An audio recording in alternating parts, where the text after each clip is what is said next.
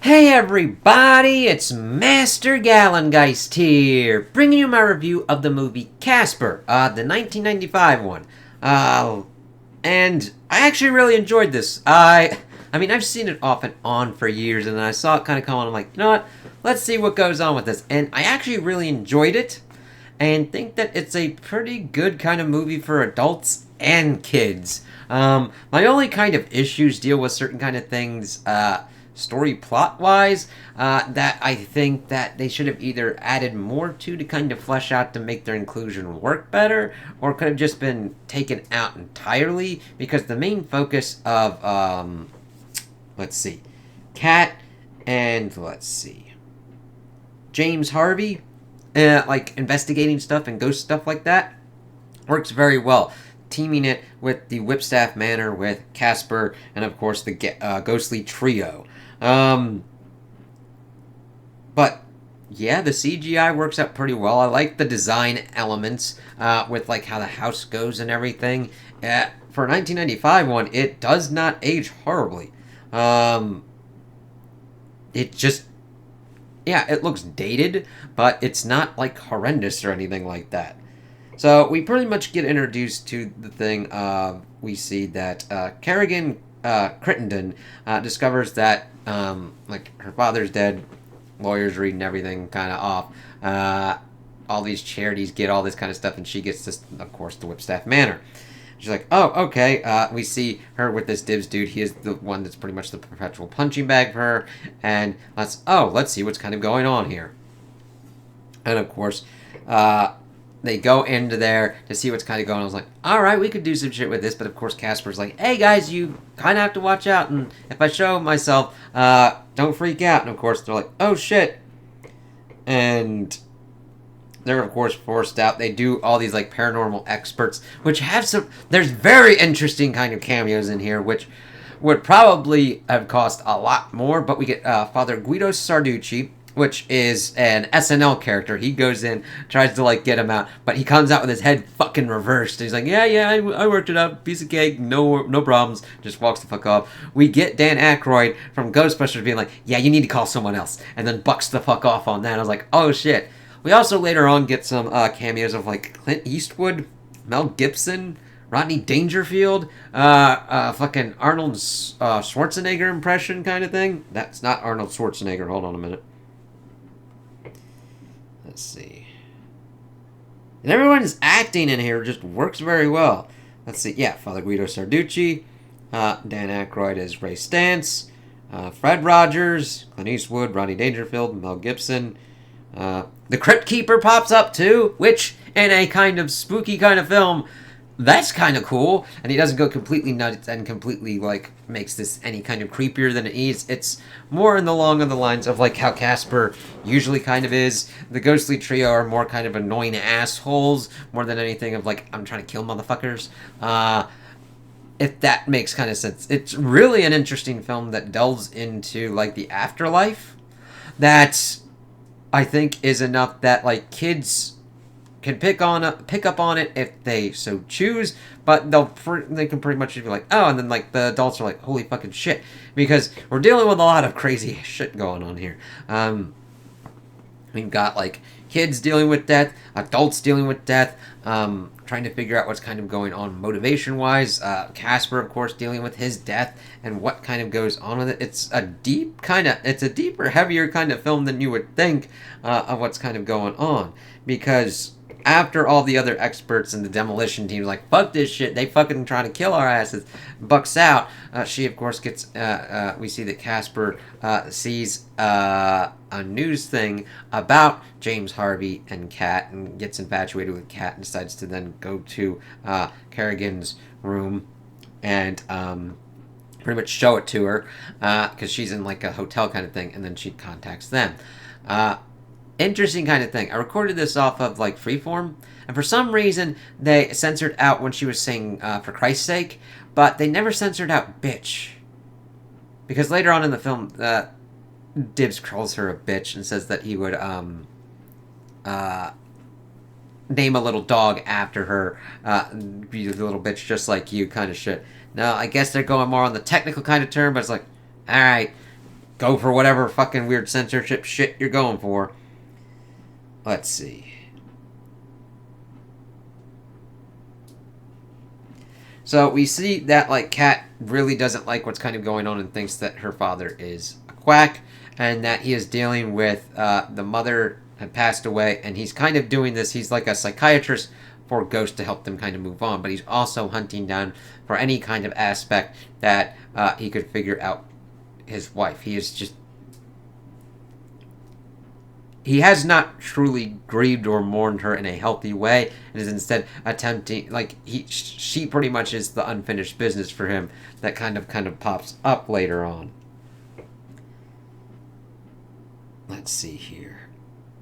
So we see that they're driving there. She's like calling his ass out, and he's like, "All right, nothing goes on here. We'll stop. All right, cool. No, makes a pinky promise. Goes on. That's important later on." So they get there. They try and make nice conversation with Kat, but they don't really give that much of a shit. Tells him, she's like, "All right, timeline wise, what are we looking at here? Fuck, it's like any kind of form of therapy. It's not going to be like a day. It could be months or years." And she's like, "No, days acceptable. Weeks, months, no, years. Fuck, no." So they kind of go in. They're seeing what's kind of going on. Kat just like, "God damn, this is pretty nice." And if you cleaned it up and shit, and pretty much gets her kind of room, and that's kind of where Casper kind of pops up like, "Holy fucking shit!" And of course, the uncles kind of get back. He tries to like placate them off. It would have been really more. It would have been also interesting to kind of understand their kind of unfinished business, because the ghostly trio are just fucking assholes, pretty much. It's like, all right, what's your guys' unfinished business? We learn about Casper's. I was wondering if his father kind of was around for unfinished business because of what was going on with the story, but it's never that much of a thing that like takes me out of the movie or whatnot. We're dealing with what's going on here as they're trying to like fuck around and screw with these people. Kat trying to deal with the whole kind of school thing. This is the other, like, Kerrigan's kind of stuff. It feels kind of shoehorned in to like pretty much plot demand that they're in here. I would have rather focused mainly exclusively on James and Kat, and pretty much just had the town like, "Listen, this place is haunted. Can you fucking deal with this shit?" And then be like, "All right, cool," and then just leave them to kind of deal with that, because that's the meat that I really like. Then we get the school kind of bit with a little bit of teenage angst kind of stuff with Kat, where she's pretty much getting like bullied by the school people until there's like, "Oh shit, you're in that place," because evidently the gym's renovations are continuing longer, so the Halloween dance has to be postponed by a couple months. And the popular girl's like, "Hey, we'll do it at my house." And they're like, "How about we do it at the fucking creepy ass shit?" And then she tries to pretty much get her boyfriend to pretty much ask her to the dance, which provokes conflict with Casper because he likes Kat. And use it to just scare and be like dicks. Like, it's not as fleshed out as it could be, and that's kind of my problem with that in the Kerrigan kind of bit. I wish it was fleshed out a little bit more, if it for its inclusion, or just kind of like bucked out. It's like, it doesn't really add as much as it could. So we had that kind of percolating there, and a thing that pretty much goes on for like a Cinderella kind of moment later on. But we see her talking with Casper, kind of learning about him, because we get the kind of breakfast, we get the ghostly trio. We're like, all right. We see that James is attempting to deal with the ghostly trio, but they're pretty much trying to fight his ass until they're kind of like, "Oh, we can fuck with this motherfucker," with learning about his wife. That they know Amelia. In exchange for convincing Kerrigan to leave them alone, they promise to get James a meeting with his wife. It's like, all right. This is then played off as Fatso pretty much dressed up and then like kisses him, and it's like, okay. Fatso is one of the ghostly trio. We got Stretchy, Stinky, and Fatso. So good luck with those names.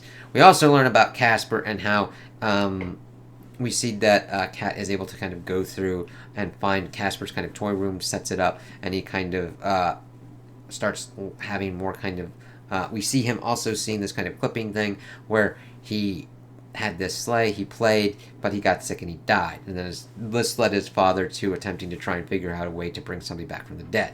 That factors in later on going on, but Casper's unfinished business was that he didn't want to leave his father alone, which is so sad that a kid, like, imagine that kind of weight of that unfinished business. Like, you've barely even experienced life and everything like that, and you're like, I don't want to leave my parent alone. And that would keep them tethered here. It's like, ugh. And then we see that kind of working on as well, because we see that Cat's pretty much asleep at one point, and he says, "Can I keep you?" And the thing is, that could be a line that's very fucking creepy. But since he's kind of like a 12-year-old kind of kid, not quite teen, kind of aspect of that, it comes off more as like a kid trying to understand those kind of feelings rather than a creepy person trying to possess someone. But if you got that feeling off of it, I do not blame you in the slightest. That line then comes back on later on at the end of the movie. So we see that his father was also kind of like a fucking weird ass inventor and shit, that they would play around, that there's this supposed treasure that is pretty much what Kerrigan is trying to get after. Let's see.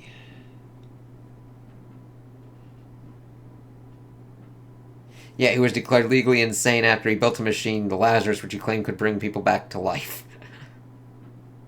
Of course, they see this and see what's kind of going on. They've got one bottle of the formula, and this, of course, sets Kerrigan and Dibs kind of off. It's like, cool. So they see the vault and everything, and her idea is to pretty much kill Dibs, hoping that he has unfinished business, so that way he could then fly in and help steal the treasure. So they're getting into this cat and mouse, where he pretty much forces her to accidentally kill herself, and then her be the kind of ghost kind of bit. It's like, hey, don't worry, you can just come back to life. Oh shit, I do like them kind of ruminating on this. I mean, it's not very long, but it's like, holy shit, you are such an impatient little shitbird. Instead of attempting to, like, find a locksmith to potentially break open the vault, you fucking killed yourself based on unproven tech that could potentially bring you back to life, instead of it being proven to have been able to bring you back to life. It's like, take yourself out, boy. And it's like, go for it.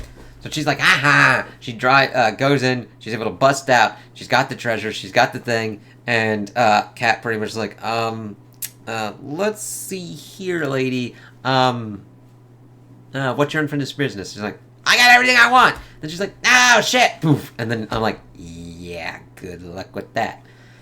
This also then continues on and then links back up with the father, who has pretty much been palling around with the ghostly trio, who have been actually having fun with him, and are actually thinking about killing his ass so that way they can become the ghostly quartet, which is like, okay, you got the spirit, but please don't kill somebody. And then he's just like, yeah, cool, as they're just like partying out.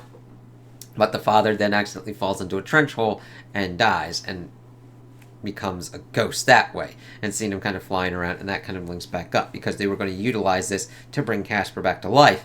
However, Casper then is like, nah, use it on your father. It's like, yeah, he gives that up, which is like, holy fucking shit. So I'm like, hopefully you get past your unfinished business, man. Let's see. Yeah, James had been kind of pretty much depressed by the prank, and the ghostly trio like, let's take him out on the town. And then that, of course, led to him falling to his death and everything like that. And the treasure for Kerrigan, it was just Casper's treasure. It was like a ball and a glove. A ball signed by Duke Snyder of the Brooklyn Dodgers. But of course, we then see her father kind of pop back up, and her being able to do the pinky promise to get him to remember, because after you die, of course, that kind of fucks with your memories, because, sure, your spirit might have certain kind of bits, but there's a lot of stuff also tied to, like, biological meat suit shit. So, of course, there'd be some discombobulations, like, oh, fucking shit. And of course, they're able to bring him back to life and everything like that, and it's like, there you go, Casper. You knew what was going on. And of course, he also lent his mother's dress to Cat. We see the party pretty much going on that people have like already set up and shit. It's like, you don't even have like did anybody look for the owners of the property or the people fucking staying at the property? I mean, Kerrigan was the owner. It's going to be interesting to see how this kind of bucks out because they were just there to pretty much exorcise the ghosts. But it's like, okay. Oh, and also the fight that we had between like James and the Ghostly Trio was actually pretty good, as they're like fighting with plungers and shit, and him sucking them up in like vacuums and shit, kind of Ghostbuster style. That was pretty good. That linked back up because they were back on the same kind of landing where that shit was going on. So he's like, have fun, telling her to go down there. Of course, we had seen that the popular girl and her boyfriend got scared and just buck out, but we see that Amelia pops up. It's like, holy shit. And goes to like Casper and like, listen, you did a very noble thing. Cat really needs her father. And says like, okay, since you did this, we're going to essentially give you a Cinderella kind of thing. You're going to be alive till 10. She's like, Cinderella had till midnight. Cinderella wasn't 12. It's like, no, that ain't how that shit works. Alright? And we don't even know what the time frame was. He could have been alive for like 15 fucking minutes. I mean, they didn't have to do it. But if you gonna do some shit, do it right. Now, I did like it because it's more of a kind of funny kind of thing. I'm more like, you assholes. But like,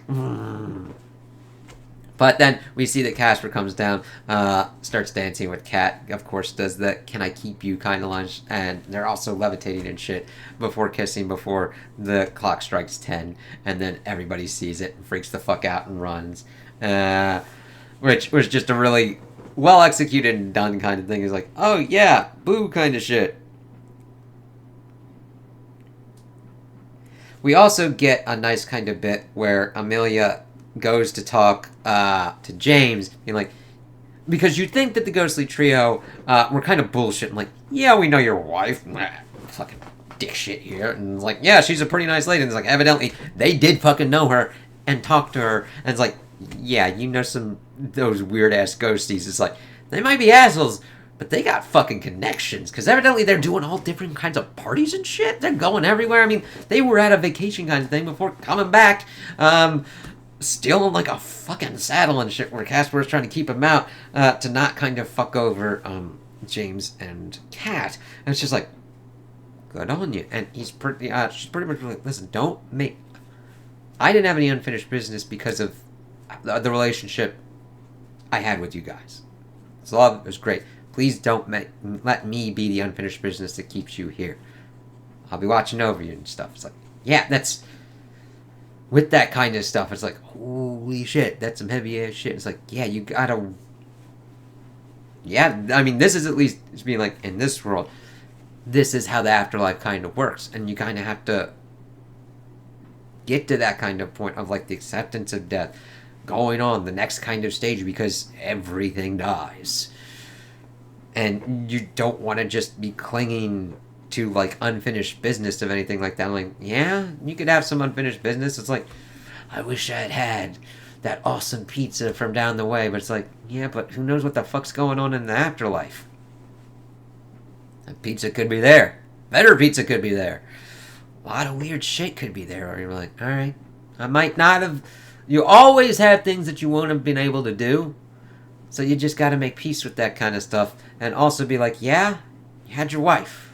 She gave you a great daughter. Because otherwise, laying around and being like, I thought you were full of shit. And then, of course, seeing Casper and everything like that. The Ghostly Trio, of course, possessing him and doing the whole kind of fucking into shit with him. But she's like, I thought you were full of shit. They're alive. And then him seeing Casper being like, I thought it was bullshit. I thought it was bullshit. And then, like, keeping her in class and like, listen, don't come out no matter what. As he's, like, actually attempting to, like, protect her from shit. And it's like, oh, God. It's, like, a good movie. So then they're just all three dancing at the end as we get Casper's theme kind of playing, which is just well done and executed. I had fun with this movie. It deals with heavy themes, there's nice comedy, there's crazy cameos and shit that don't detract from the movie. They are utilized effectively where it doesn't overshadow or be like, oh shit. It's just a well done and well crafted movie where I think certain kind of things of like Kerrigan's plot points and the kind of stupid school plot points could have either been gone or kind of integrated a little bit better within it. But the main core of it, of James dealing with his wife's death and trying to deal with these ghosts and come to their kind of agreements. It's very interesting, especially when they were we got the antagonism with the ghostly trio of like, yeah, we've been here, bitch. This fucker's been abandoned for like 50 fucking years. Eat my ass with a blade of grass and I'll have a happy Merry Christmas, bitch. It's like, then coming to a like understanding where they actually like the fucking dude. It's like, you know what? Like, it's almost that kind of thing of like, he gives us a kind of challenge, and he's not a complete dick like her, so, yeah. And then Kat kind of coming to terms with her father, coming to terms with herself, and understanding Casper and stuff like that. It's nice. It's, like, other than dealing with the other kind of stuff, I've got nothing with it. It's like, the production's great, what they've done with, like, the whole kind of machines that Casper's father built were great, like, production-wise, I'm like, they nailed the feel of the kind of haunted, spooky house, and costuming and the, like, effects just work very well, even for the time period. It's like, these would have been really great graphics back then, and even take into effect what we've got now, I still think they hold up. If you don't agree with that, that's fine. There's certain kind of thresh levels of, like, uncanny kind of value, like, oh, fucking shit, this... Like, nowadays, they're trying to, like, give people barely any time to make, like, anything. It's like, and they've got more advanced tools and shit, but sometimes they're kind of more kind of breaking, and it's like, I can't give you Batman fighting, like, a giant crocodile in 2 days. I mean, you need reference shots. You need fucking understand what's kind of going on, motherfucker. There's a lot of different kind of stuff. That was different back then. I mean, that stuff still existed back then. It's like, give me Casper in 2 days. You sure about that, man? Alright, we'll see how this kind of works. But I would definitely recommend this for, like, families. Adults will enjoy it, I think, and kids will enjoy it, I think, as well. It's a nice Halloween movie without being too scary or bloody or gory where you're like, I'm never going to sleep again. Yep. I'm never gonna sleep again, yeah. Holy fucking shit, I'm gonna cover my head because I don't wanna see that shit in the dark. Not that kind of one. Yeah. Now, if you're not into it, that's quite alright. If it doesn't hit with you, that's quite fine. But this hit for me, and I would still recommend it to anybody, which is kind of crazy that it held up so well for me. So those are my opinions on the movie. Tell me what you guys think in the comments below. If you liked it, if you didn't like it, if you agree with me, if you disagree with me. Also like and subscribe, and I hope you have a good day.